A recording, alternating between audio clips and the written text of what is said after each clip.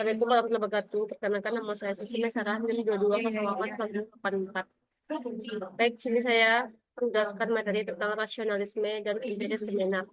Sini adalah materi dari kelompok saya sendiri, kelompok 3.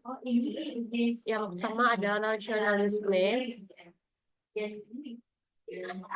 Rasionalisme adalah aliran filsafat yang menekankan bahwa akal rasio merupakan sumber utama dalam memperoleh pengetahuan. Pandangan ini menilai bahwa kebenaran dapat dicapai melalui proses berpikir yang logis dan analitis tanpa harus bergantung pada pengalaman indrawi.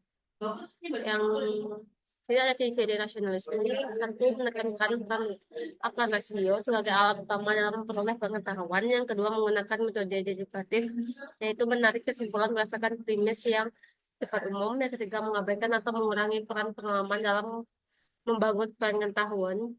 Yang keempat meyakini bahwa ada kebenaran yang bersifat universal dan dapat ditemukan melalui pemikiran rasional. Yang kelima bersifat objektif, di mana kebenaran harus bisa dijelaskan dengan argumen logis dan berupa rinci. Metode berpikir dalam rasionalisme. Metode intuisi rasional. Beberapa filsuf rasionalis percaya bahwa manusia memiliki intuisi bawaan yang memungkinkan mereka memahami konsep-konsep fundamental tanpa harus mengandalkan pengalaman. Di sini ada kelebihan terhadap rasionalisme, mengembangkan kemandirian berpikir, yang kedua meningkatkan keterampilan argumentasi, yang ketiga mendorong berpikir kritis dan logis. Yang keempat, kekurangan terhadap rasionalisme, kurangnya peran pengalaman, banyak ilmu pengetahuan seperti psikologi dan biologi membutuhkan data empiris untuk menguji kebenaran teori. Yang kedua, terlalu idealis, beberapa teori rasionalis dianggap terlalu abstrak dan sulit diterapkan dalam kehidupan nyata. Tidak semua pengetahuan diperoleh melalui akal, contoh dalam seni dan emosi Indonesia yang lebih bersifat subjektif dan sulit dijelaskan dengan logika murni. Yang berikutnya adalah empiris. Definisi pendekatan empiris. Pendekatan empiris adalah metode penelitian yang berdasarkan pada pengalaman nyata dan diperoleh melalui observasi atau eksperimen. Tindakan empiris adalah sesuatu yang berdasarkan pengalaman, terutama yang diperoleh melalui penemuan, percobaan, atau pengamatan. Sini adalah penerapan pendekatan empiris dalam seminar pengamatan lapangan, analisis kuantitatif dan kualitatif, yaitu dengan kasus nyata. Manfaat pendekatan empiris dalam seminar.